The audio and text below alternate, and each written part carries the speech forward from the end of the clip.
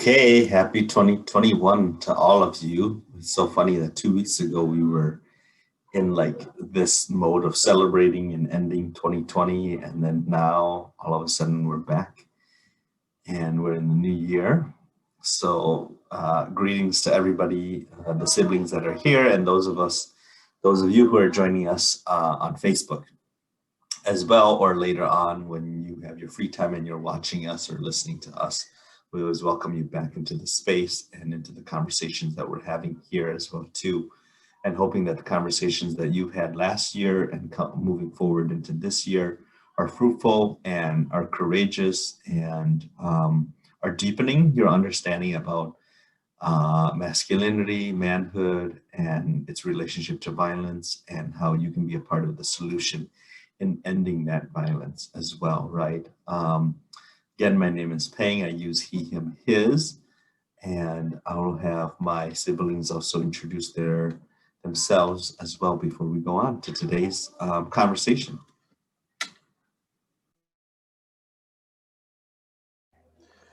Hello, everyone. My name is Felix Martinez. My pronouns are he, him, and his. I'm reporting from Eagan, Minnesota.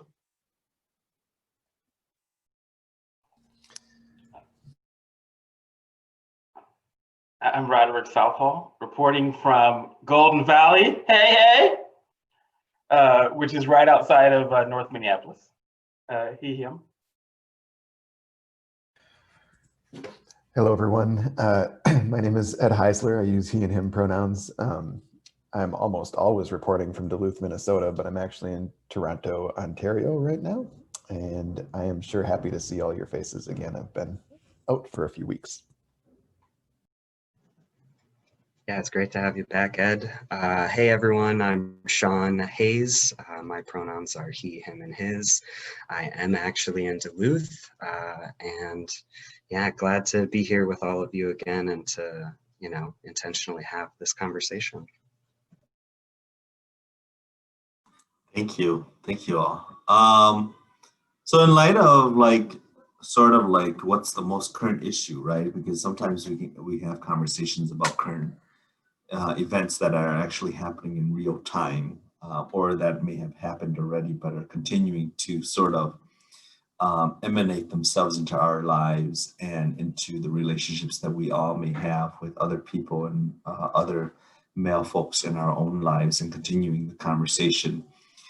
We thought that it would be really fitting and relevant to actually have a conversation today amongst us and with all of you about how we as men navigate and understand, and as masculine identified folks know or see what happened last week at the US Capitol, right? The riot that happened, the mob that stormed at the Capitol, and that there was just so much to unpack there, and there's just so much feelings around that as well too, that I know that a lot of folks have had, that I've shared and talked with in terms of the male friends that I have, and it continues to ripple, right? So there's still a ripple effect to it, and I think it's timely that we have a conversation, and how that riot and that storming of the US Capitol fits to our understanding of gender-based violence, to domestic violence, to sexual violence,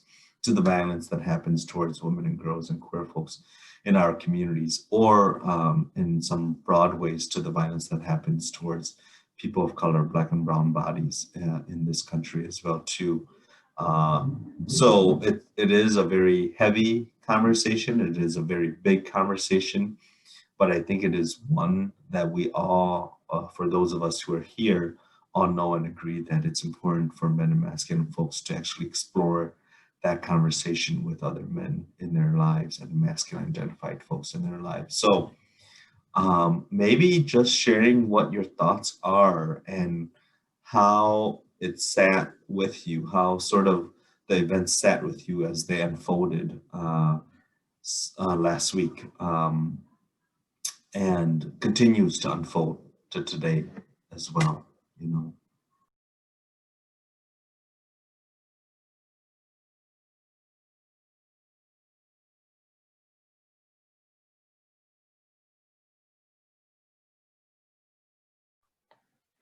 Hello, everyone. For me, it was shocking. I think it's something that I wasn't expecting. I was speechless. I was hurt. When we're in situations of, it's okay to disagree with other people. It's okay. We have the right to, to share our feelings and to stand for what we believe, but get to the point that where people was harmed. There's even people that die, for something. It hurt, us Americans, as human beings. I think we shouldn't need to get in this situation. I was in my situation at home. I was trying to have conversations with my daughters and wife, and I could see my daughters that they didn't want to talk about it. I think they maybe didn't understand, understand it, even that, they're in high school and college. But it was very surprising. I feel hurt. I feel speechless. I think I feel the democracy of this, of the United States. It wasn't there. So at that moment when that's what I was going through, there was a time for me and my wife to talk, and start uh, looking at the news, doing some research online, and trying to don't overreact, because sometimes we see things and we assume things. But yeah, it was very harmful. I still in shock. I still at this point I don't know what's coming next week. I don't know if the information that I'm receiving online is correct. I don't know. It's scary. It's a moment that I want to have my family around me. I don't want them to go out. I don't want them to go anywhere, especially next week. So yeah, it's scary. Yeah, I can definitely relate to that. I think one of the first things that I realized I was feeling as things were unfolding that day was fear. Fear of the unknown, fear of what's going to happen, how all of this is going to look, as we're coming up to, the inauguration and all of that. But yeah, I mean, even for men and masculine folks to like admit that we're scared is scary. And I just remember, one of my first thoughts was to reach out to family and, just to check in. And I have lots of family who are, have different worldviews and beliefs than I do. But it was still important for me to check in with them as that was happening. And I was able to have a hard conversation, with my dad after the fact. And we just, said, this is not what we're used to seeing, and just acknowledging the, unprecedented nature of this, while also, in my head and many people, we were sort of expecting something like this, but to live through it and to, figure out, well, can we turn on the news with our 2-year-old in the room? Do we want to do that? Is it important for us to know what's happening? And then how do we try to help her understand, because she can feel the tension. She can feel that. It's very clear to us that, she'll kind of stop playing and she looks at us. And so just, yeah, navigating it as a parent too, whether, Felix, your kids are older and some may say that our baby is a little bit too young, but we just, want to be honest with her and let her know that there are scary things happening in the world, and she's safe, and we're going to continue to protect her. So just some of my initial reactions.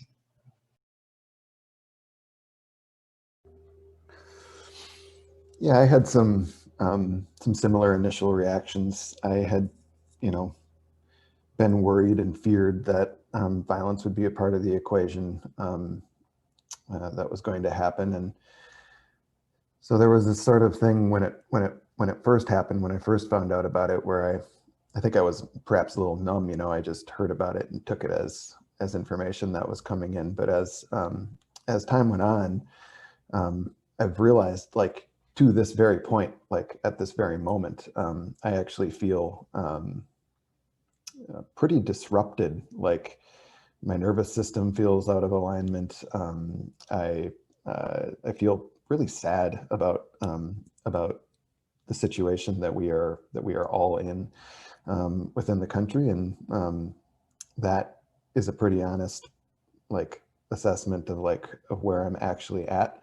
There's a bunch of things that make me feel sad and make me feel afraid and make me feel worried about the conditions. I mean, one part of it was, and I kind of knew that this was coming, but when you look at the sea of people there, you know, I would have fit right in, you know, like the demographic. I wouldn't have looked out of place. You know, it was folks who, you know, largely white men, white women too, who, you know, look like people who come from the places I come from, who enjoy the things that I enjoy. And so it was a representation of community in that sort of way, like seeing people that reflect community that I come from and was raised in, being brutally violent, like brutal violence, and with the intention of tearing down the government structures with allegiances to to a particular political figure and a particular political philosophy, I guess is how you would put it, but with an intent to like violently sort of disrupt and make that happen. And it was pretty stark to consider, you know, Jacob Blake's case where the police officer who killed him, you know, shot him multiple times in the back, was exonerated just a day or two before that. And in paying attention to and being a part of, you know, Black Lives Matter work, and seeing how folks are constantly trying to figure out how to like build community, create better conditions for all, as opposed to what happens when people are just filled with hate and a sense of insecurity and a sense of entitlement to use violence and brute force, you know, to maintain the idea of power and resources in a certain way. That was doing a lot of thinking about my connection to that, and then also like knowing, I mean, one thing about men and masculine folks too is that we tend to be the people who are socialized to think about our responses in terms of fighting and in terms of conflict. And so I've been doing a lot of thinking about, you know, the way that I've actually engaged with my community that has perhaps not brought enough of myself to preventing something like this from getting to where it's at. And then also thinking about what is required now when we're in the place where, you know, I'm anticipating that it'll be pretty long period of time when it'll be normal for me to be around people who are really violently looking to maintain power and disrupt our political system using violence and force. And that's just it feels like we've entered some new territory there. It's very, you know, I think it's personal for all of us in different ways.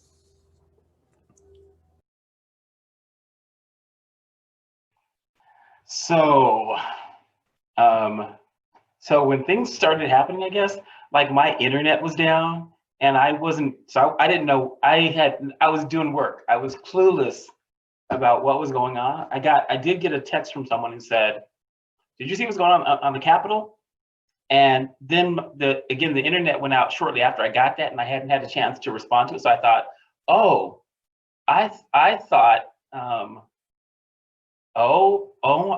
they have figured out they've gotten enough votes to block Biden, is what I assumed, right? And I thought, well, I'd like to know how that happened, because that just seemed so far-fetched. And so when the internet did come back and I could see what was going on, I realized that I had presumed that we were playing by the rules that I thought the game that was in front of us, and that was the game about sort of, getting enough people in the House and Senate to act one way or the other. So I was shocked and appalled when I saw actually what happened, and then I think sort of my socialized instinct kicked in, and I was like, well, do you fight fire with fire, right?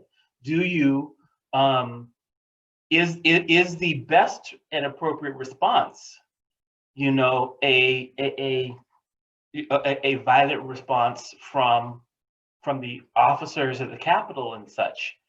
And I thought, well, I don't know if that makes a lot of sense. And then I think in the coming days, then we kind of found out sort of what the response was, and that it was a probably pretty mild response. And so I have been thinking about a couple of things. One, I was thinking about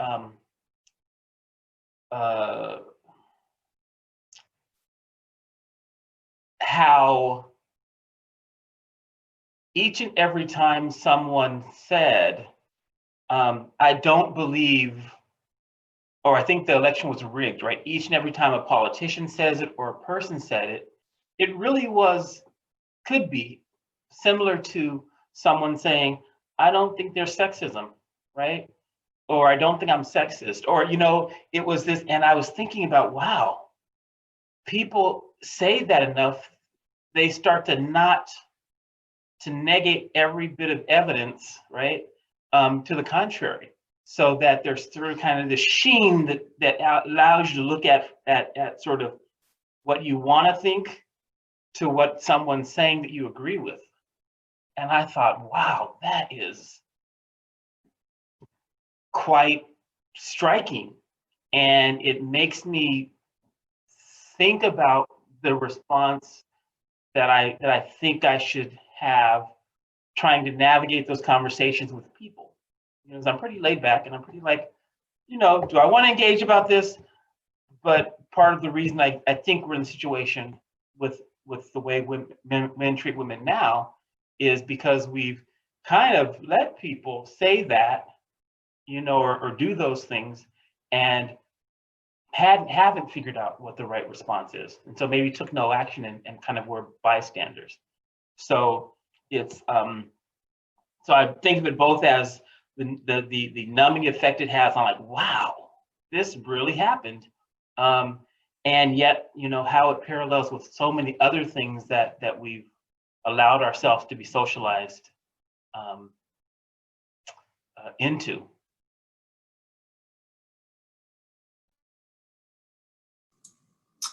Yeah, and thanks to folks for chiming in as well too.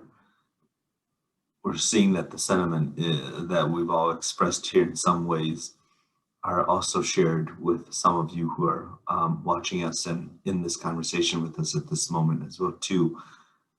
I think for, just sharing my own feelings about it is like that. It's a range, right? It's a range of feelings and to allow myself as a masculine identifying person and as a man to feel that range is really important, right? And to be able to sit in it instead of, I think to Roderic's point about, like, instead of just responding right away, with anger or like flipping tables or like cussing all of a sudden, and I know that the impact of my behavior and moving in that way, that sort of automated pilot way in which I've been taught to say that that way of moving was okay, and that then the impact will be my partner, my sons, and they'll be experiencing how I'm moving in that kind of a way, right? And so it was important for me to just sit and process and let things come through me and come with me and really understand, like, what that feeling is attached to in terms of the belief, like even not being surprised and then being angry and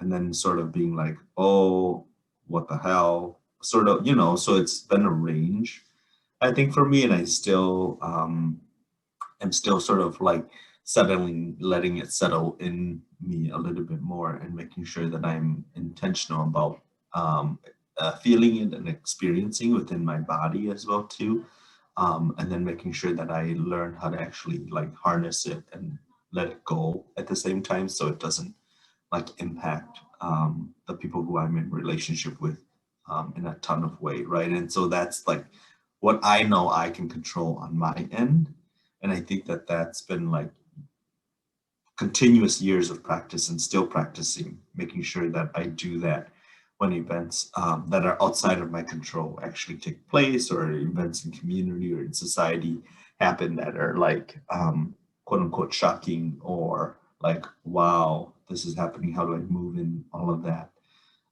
So aside from that, like going, Ed, you shared a lot of points that I think Roderic picked up on as well too. Is I was thinking about like how some of the men in the video that we saw on media or social media posts, that they had the tools and the skills to actually do the harming, right?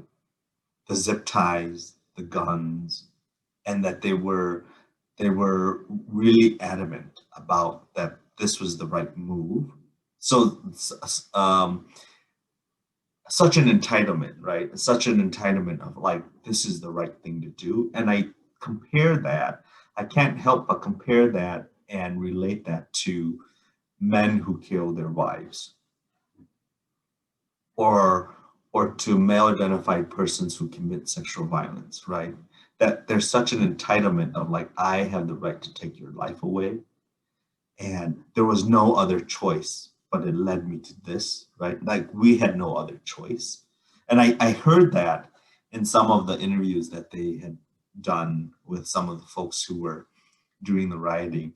And I can't help but compare and see that same statements or same belief and thinking in the men who kill their wives, or who harm the people in their lives, that they say the same sort of things. Like, I had no choice but to hit her, right? She had pushed me so much that this was the only way, was using violence and using harm, and not believing that there could be other ways, right? And that therefore people should just be okay with men and masculine folks using violence, right?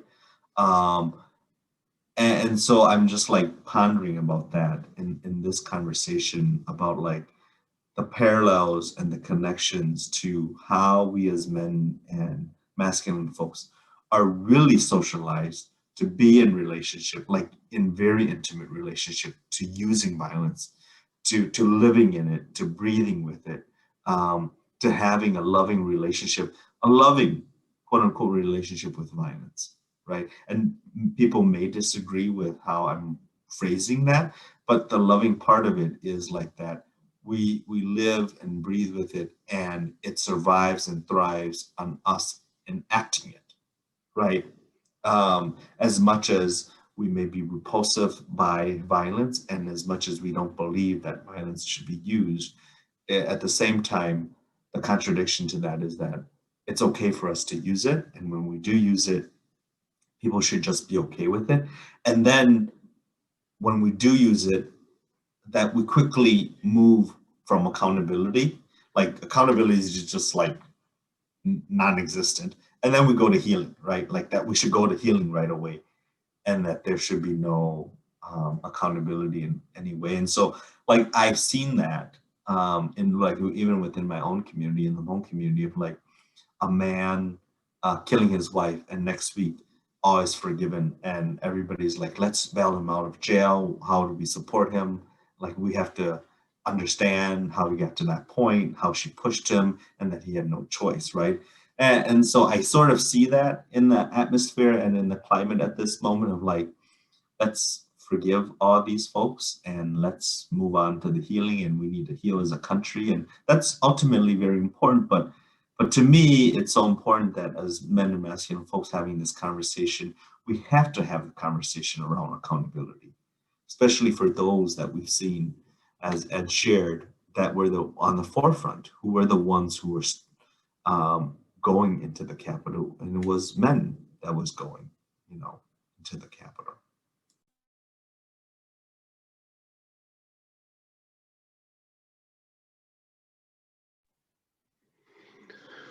Well, just to follow up with you, Pheng, the only thing that come to my head is privilege. When you see, those individuals in the Capitol protesting and the reaction from the police compared to communities of color. So, like in my community for Latinos, if I see Latinos doing the same thing, I'm totally sure the reaction will be totally different. So, obviously is to show us, how can people, can abuse of power, can take advantage of power, like in a relationship, you can use that power for their benefit and can try to dominate another person. And it's incredible, to see how those individuals use their power to the point that they got inside of the Capitol and they break in and, and in a point of me watching the news and watching it live, I was waiting just to see, okay, when the cops are going to show up with the guns, when they're going to start hitting people, and it never happened. It never happened. So for me, it's like for all those individuals that went there, it was just like a slap in the hand. They start getting out, they start taking selfies with the cops, and it was like, what? There's something wrong here. There's something wrong with the systems, and yeah, I felt hurt. I felt, for my communities of colors watching the same way I was watching, how unfair, are the systems and what we need to do in order to change that.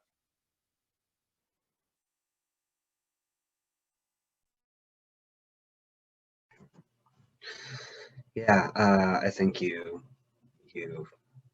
nailed it, Felix, with the privilege piece. And I was thinking, as has been said, how like this sort of outpouring of care and understanding and support for these folks. And while they, they're just so disappointed in their way of life and, all of that, all of those narratives that we've heard. And it just makes me think, where's the care when a Black man is shot by police? Where's the understanding, when Indigenous folks are, protecting water, wherever that is, I mean, there's just, you can see it so plainly, and to Ed's point, I mean, that could have easily been me, at the Capitol. I couldn't agree more. So many of the people I know look just like that. I look just like that. And I have full faith in our crappy system that I would be able to walk away with that, and be able to get away with that. And it just, it's really mind-boggling to me as a white person who has sort of had, I think of it as like being a privileged bubble. I had mine popped, a couple years ago, and where it was like, oh, I can see this. I'm hearing stories from people that I care about. I'm hearing what they're experiencing at the hands of police or whoever it is, whatever system it is. And then it's like you can really get to a point where you can understand, these are folks that I care about. They're folks in my community. And we hear, it makes me think of those sort of arguments that we hear when it comes to getting men involved and masculine folks involved in doing this type of work, violence prevention work, where it's like, well, it could be your daughter, it could be your, whoever it is, someone that we care about. And that feels so small. It's like there's so many more people. It doesn't have to be someone that I know for me to have to care about their well-being and for me to see the fact that they have dignity that is no less or more than mine, And so for me as a white guy, it's just like becoming so much more clear that I need to be having conversations with other white guys, with other white people in general. I mean, this is a white person problem in my mind.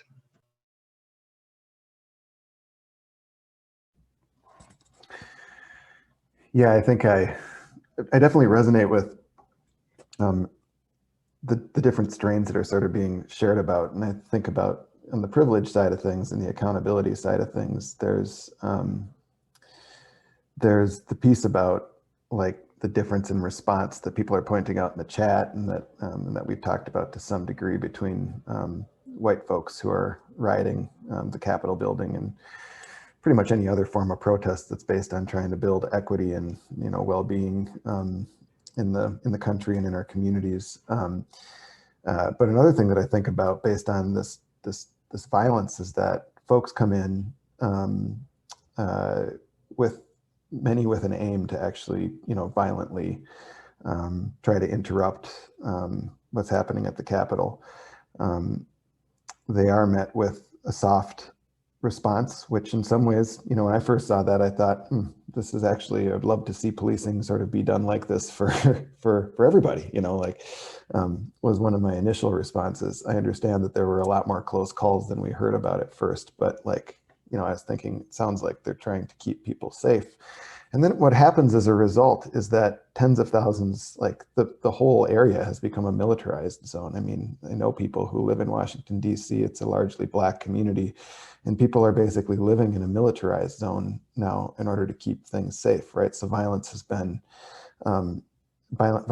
enacted on the community. Basically, the protests, both succeeded in creating violent, like very clearly drawn violent divisions in the country, in addition to creating like long-standing conditions of violence that the people who live in that community are going to have to face right now too.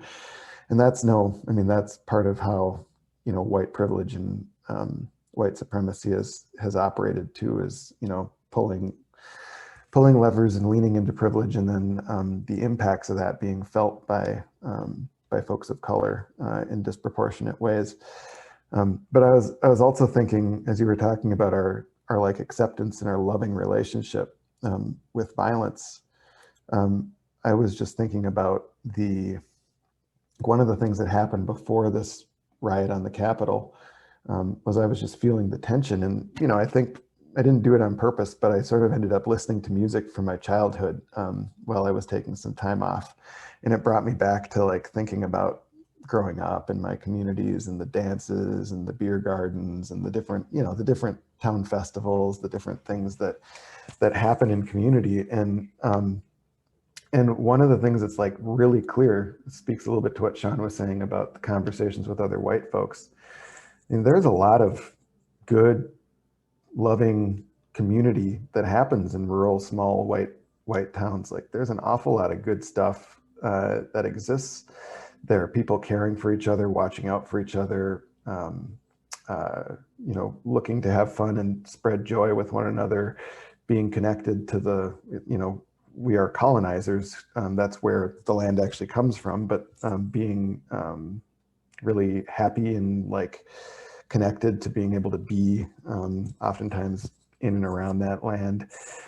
There's stuff that is related to in social justice movements, what we would talk about, some of the components of what healthy community is built on, right? So how is it, and what I don't think about is young people who sat around all the time just talking about hate or overtly, thinking about violence or having like an oppressive sort of attitude on the surface.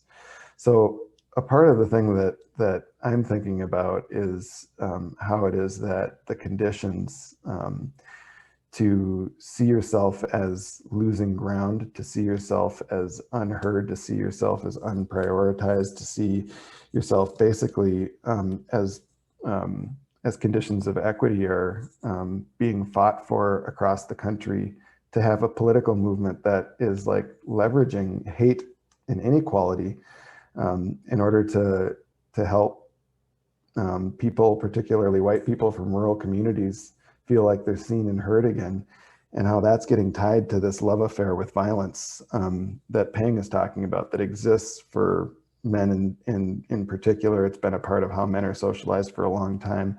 White folks in this country have been, connected to the various means that violence is used to maintain control. But now we're talking about another thing where we're actually talking about a violent split in the country, and that violence being like purposefully leveraged in the ways that people are experiencing seeing themselves, seeing some of their privilege and seeing some of the ways that they're centered and disappeared.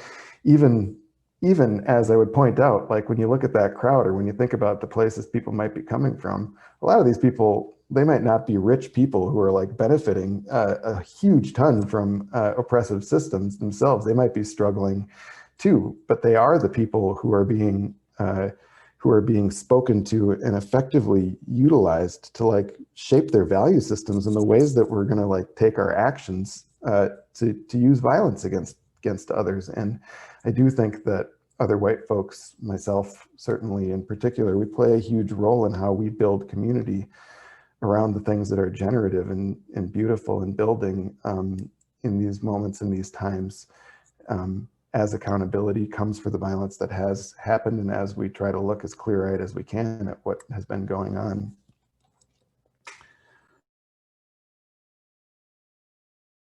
And I know that, like, as you were sharing there, Ed, I was just like, who is the messenger and who is defining the story, who or the stories that then paint the narrative, right? And I think so often the accountability piece for us as men and masculine folks is that we are the ones who are telling the stories. Then we are the ones who are also interpreting it. Therefore, it helps shape the narrative of what actually is happening in our lives or in this country or in the context of the moments that we see. And so by that, I think we have to take responsibility for the messaging that we put out there and the words that we also put out there. And then we have to be responsible for them as well, right? And be accountable to those things that we put out as well too. That then may have an impact on other folks or may move other folks in some ways. And I'm speaking broadly about that because I know that that's a privileged part that I have in my community is when I talk, people listen to what I say. And I've always shared the story that this one sister in the community have always shared with me in doing the work of domestic violence is that she's like, for 10 years, I went and talked to this group of male leaders in our community, in the Hmong community. And for 10 years, they never understood what she was talking about with regards to domestic violence or ignored her or didn't think she was relevant, right? One day her husband walks in and everybody all of a sudden gets it. Everybody all of a sudden, all those male leaders all of a sudden say, I understand domestic violence now, right? And that's why I think it's so important that as men and masculine folks, we have this conversation with one another. We have the accountability conversation with one another because it is ultimately us to actually fix that system, right? Because we can hold individuals accountable. And I think that that's great. I don't want to dismiss that piece. But at the same time, we also have to change the system that Felix was talking about, right? That the mere fact that if I, as a brown person, that show up and we were planning this visibly online, you know, for example, if I was walking myself through it and I was participating in it and we were planning a visible quote unquote riot or protest at the Capitol, fences would be up and I wouldn't even be close to the Capitol.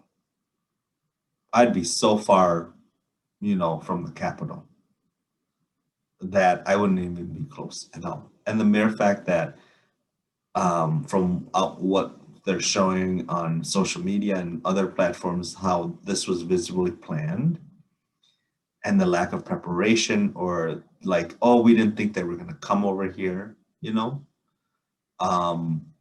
Well, it just shows us the kind of privilege that whiteness has in this country, right?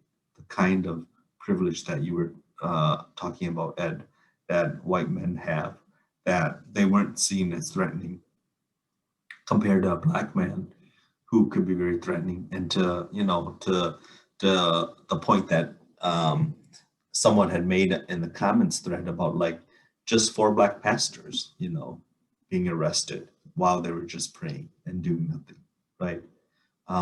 Or just because they looked suspicious. and that they could do something. And so it's just that the belief and the ideas that we have associated to Blackness and to brown folks of what they can do and are capable of doing, and then like our ideas and belief to what whiteness is and what whiteness is not capable of doing, which is harming people, you know. But that's so unreal, and I think that that's what we have to actually like sort of change in the system, you know, so we can hold people accountable. But it's really important, I think, for us to actually change the system in which we have relationships with, whether it be through policy or whether it be through cultural change, you know.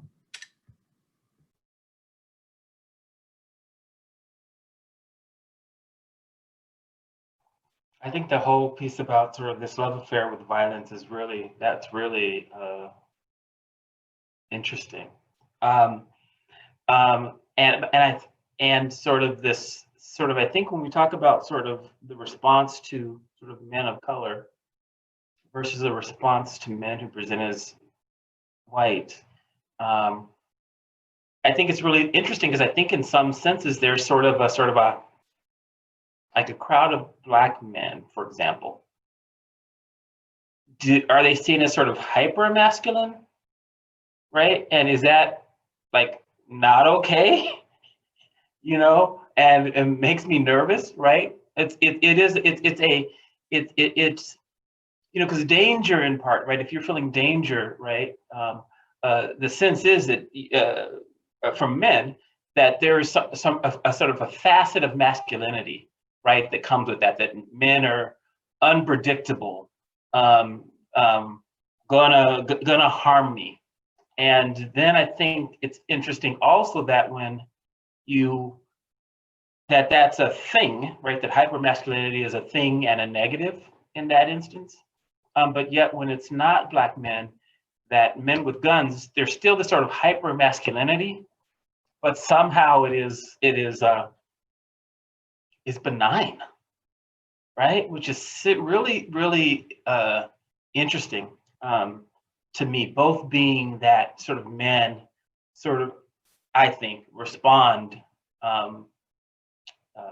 aggressively to masculinity, or at least competitively, right? Your default is kind of to want to challenge it, and so it's really interesting the difference in the challenge and sort of what masculinity is, what hypermasculinity is, where it's valued. You know, it's valued with the group that took over the Capitol. It's not valued in other settings. The proof, the need to prove, right? Because all of this, you know, while this has been a long time coming, I would say, you know, centuries in coming, but also when you think about sort of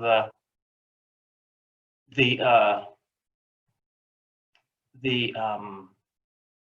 sort of all the things you have to deny in this case, right? You had to deny that each of those states somehow meant you wrong, that each of those people who are counting votes meant you wrong, that each of those judges that looked at things meant you wrong, right? That they, all of that stuff, right, somehow had to sort of, is all against you. And you had to just go, well, that you had to believe somehow that there was this thing that's against you without really any evidence, right? And when you're being held accountable, you're not being held accountable for a lack of evidence, right, that caused you to act, right?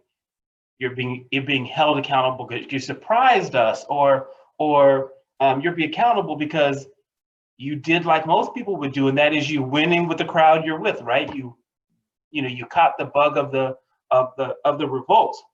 All of this kind of rambling, but it's really sort of fascinating both to have this love affair with violence, which I think is so true, and we haven't figured, I think, how to really unpack that for people, and this sort of suspended disbelief that has to exist, right, in order for people not to think that all people should be treated lovingly, right, and with a sense of equity. So it's really sort of mysterious to me, if you will, still. Yeah, there is an element here where it feels like, to me, related to what you were saying just now, Roderic, that like, you know, white supremacy, the country has been built on white supremacy, and the flow of power and resources from folks who aren't white to folks who are.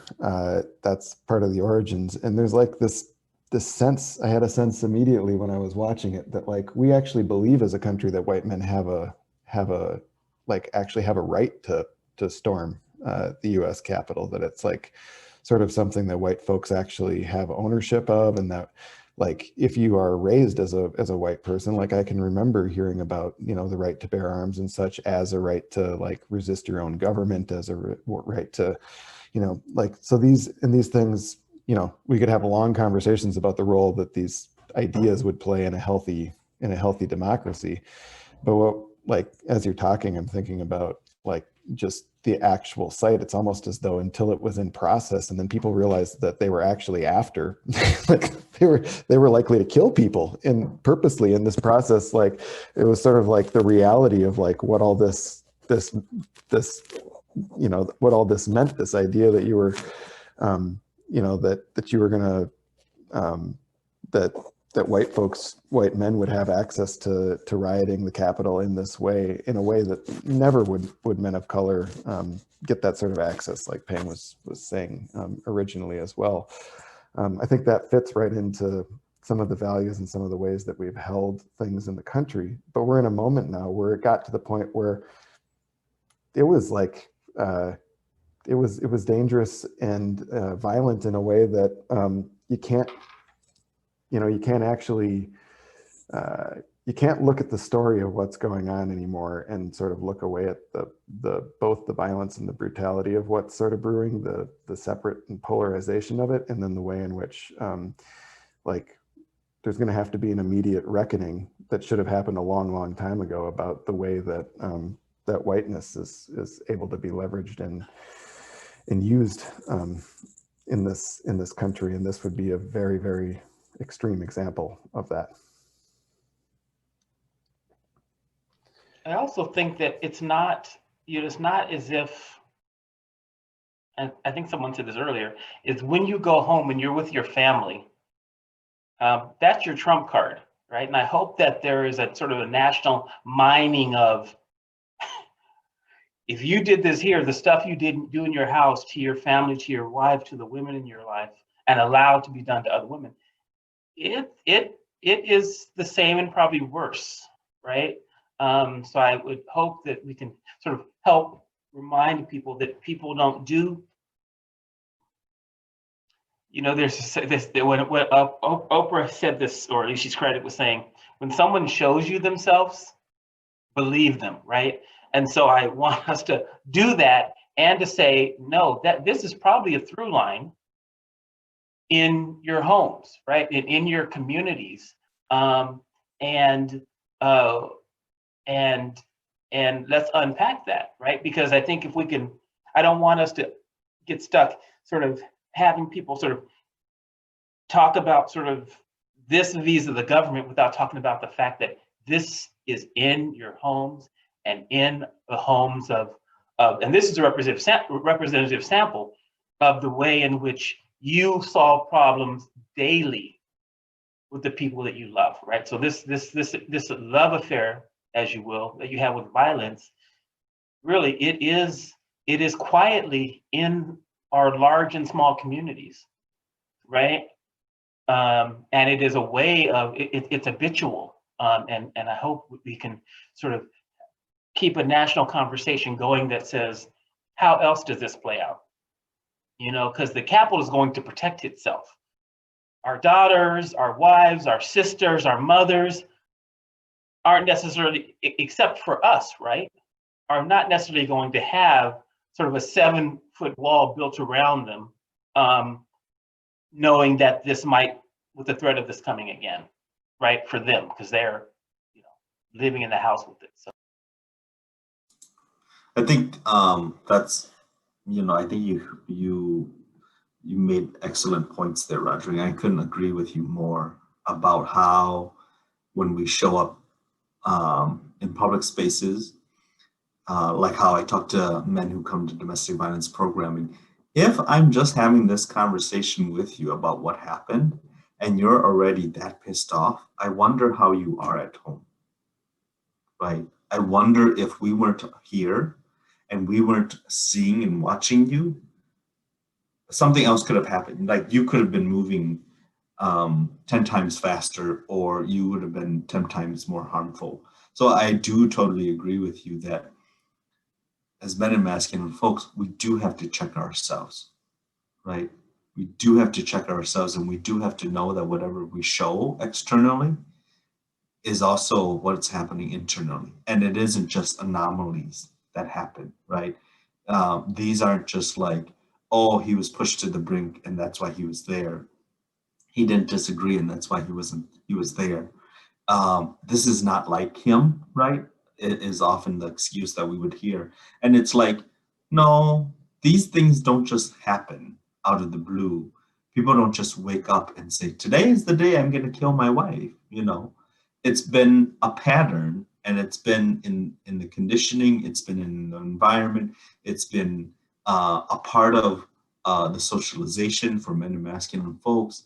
And it's been a part of the allowing without any impunity, right? With allowing for this to happen and to take shape and to be in relationship with violence in this way of like the okayness to it. I can't help but think about the young white men. I forgot from which state, but it was one of the eastern states who were alleged to have committed sexual violence, and then people were like, "Let's think about their future. What are we doing to their future, right?" And no understanding of like maybe this was how he was also, but we've never paid attention. We didn't understand how he was moving or living his life, and maybe nobody had reached out to him and talked about it to him in some ways. And so there's a lot of those things that I think it goes back to my point about like why it's so important for us as men and masculine folks to continue to have these conversations, check in with each other, so that we're careful about our behaviors and we understand the impact of them. And then my last thought, you know, to Ed's point that Ed was sharing was earlier was like when we don't in privilege, like when we don't like something, we, we're saying we're so adamant that we can change it because we have ownership over it. But when it works to our benefit, we're saying it's law and order. This is the law, you have to follow. But when it doesn't work in our favor, then we're like, oh, it's okay. We rationalize it in all sorts of way. And that's the privilege part that I think that we're speaking to is when it works, we're okay with that law. But when it doesn't work to us and to our benefit, then we're saying, oh, it's okay that we change it, right? But we're okay enforcing it elsewhere and everywhere in our lives, that law. But it's the moment that it doesn't work for us, we're so easy to say it's okay, we can change it, you know, and it's okay for us to act violently to change it, you know.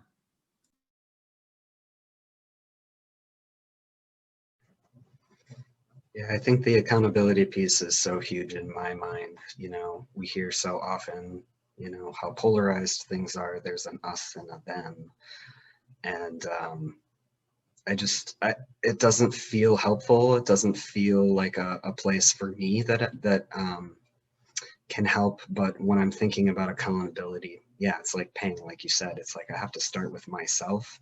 I have to start with, you know, how did I behave in this argument with my partner when she was trying to show me I was wrong, and I was wrong, you know, and it's like those small, what don't feel small in the moment, but those smaller sort of micro level interactions literally make these bigger events possible. That's how it is. It's not just, you know, from here, this kind, gentle person, to I'm overtaking and going to potentially murder people. It you know, it makes me think about just all of the ways that we as men and masculine people are just very deeply programmed to believe some of these narratives, that privilege, that ability to say, I don't like this, so I'm going to do whatever I need to, and not worry about consequences. And so for me, it's like, I think it's easy for me to like back away from this incident and be like, well, this, you know, this is way over there, you know, it happened way over there. People are handling it. And, you know, there's talk of, you know, things like this happening all over the country. And I know for a fact that they're happening here in my community as well. They're just not being talked about, you know, like Pheng said. And so it's like, what are the conversations I'm having with my people, where I can say, hey, this is what I've learned. This is how I see it now. And are you willing to even consider, you know, a different perspective? But if I'm too afraid to have that conversation with my mom or my aunt or uncle, you know, whoever it is, that change is just going to take so much longer. And it makes me think of the possibility of, if we are having these conversations, if we're starting to practice this way of being in community together, you know, what is possible for the systems change, for communities to thrive and to feel safe for all people. Like, it starts with me calling my family and having that hard conversation of what feels hard, and yet, you know, in comparison to how other folks have to experience life every day, that's nothing, you know, to have a hard conversation versus to be afraid for my life when I leave my house. So yeah, it's like, it's so easy to say, well, those people need to work on it. But also there's a lot of crap I got to work on too. I mean, there's a whole, it makes me think about how there's like, you know, so many different levels of stuff that we're trying to get at and have an opportunity to look at in these times. And like, we're trying to get all the way to the place where people, and in this country, you know, white folks and white men, primarily, like looking at being ahead of, being on top of, being in charge of, being in control of, as being the best position to be in. So like when Pheng says, when things don't work for us, that might be like the litmus test, right? Is am I in a position of control? Am I in a position of dominance? Am I in that sort of place? And that's like big picture, and we can look at it through the storming of the Capitol and the political lines that are being divided and the way that that's violence is being put into place. But it's also true in the way that you all are so like beautifully talking about what happens inside of our homes as well. And I think that we both have that responsibility to ourselves and to others to be in conversation about things that cause pain and suffering and harm. And then there's the part that's about, can we actually model what it looks like at a community level and in our homes to generate goodness and life and joy and kindness, and to think about, like, think openly about, to notice what people might be needing in any given moment, or like get joy out of being able to pay close attention, be someone people trust, help connect young people or people that we work with or care about in our communities to things that we care about and love and enjoy and appreciate. Like, can we have that kind of, can we do those kinds of things together? Because all of our communities still have those things like in hand, like available. And they are there in a way where everybody can do better when we all do better, type of thing.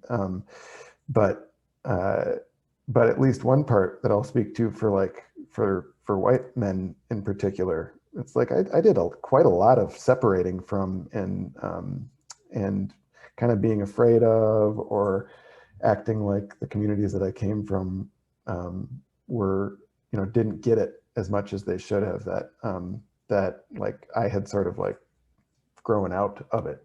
And this is a moment in time, I've known this for a while now, but this is a moment of time when I'm looking super hard at that and saying, it's very difficult to be in relationship. Like, I have a responsibility to understand that I might live in a different place now. I might have learned some different things. I might have been in community in different ways.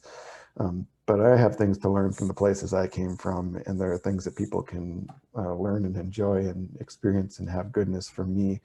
And if I'm putting myself above others, that's just another practice of the same thing that we're talking about not doing in the home, right? To like create conditions for violence and for inequality. So really looking at myself and hoping that other white folks and white men take seriously our opportunity to be in loving and close relationship with people, both for the hard conversations about what's wrong, but also building what can be right at the same time. And I know we're coming to a close here on our end, so it's definitely a hard and challenging conversation that we're having here, and I can feel my feelings ebb and flow and heaviness as well too, and so I appreciate the conversation with all of you today, and for those who have joined us in this hour as well too, for all your comments and all your sharing, and definitely we've been reading it along with you and incorporating some of it into our conversation here as well too. So thank you for participating and engaging with us, and hoping that you continue the conversation and that we'll continue this conversation as well too. Who knows where we'll be in 2 weeks, and hopefully the siblings that are here with me have learned something and are taking something away. I know I continuously take a lot of things away from these conversations, and in particular today's conversation, because it was so heavy and so loaded with so many things. But my hope is that you all get the connection between what happened at the Capitol to that in your own lives, right? And that it's not two separate things, but it is very connected. So I pass it to Sean to sort of close us out here. Yeah, definitely feeling the heaviness of this conversation, and just a general heaviness, you know, over many communities all across our country and beyond as well. And so we're grateful to have this space. I'm grateful for this space to sort of, you know, get to process through some of these current events. And we're very grateful for all of you who have been able to tune in today as we're live, and for any folks in the future as you're checking out this video. We're just very grateful that more folks are coming and joining us in these conversations. So again, we just want to take a quick second to thank our philanthropy partners in making these conversations possible. And those folks are Blue Cross Blue Shield of Minnesota, the Women's Foundation, and also the Novo Foundation. So thank you to those folks for their support and partnership. And just a reminder, these kitchen table conversations, we're hosting them every other Thursday at 12 p.m. Central Standard Time, live on Facebook. So if you haven't, click the like button on our page. You can even turn on notifications so you'll know every time we go live, and share different things that are happening. As well as if you'd like to catch any of our previous conversations, like we said, this is number 11. We've had some really amazing conversations in the past, and you can find all of those on our YouTube channel, which that is linked in the description of this video. So check them out, comment, let us know what you're thinking, how you're doing in these times. And again, we'll join you next time on Thursday, January 28th at 12 p.m. Central Standard Time. Thanks.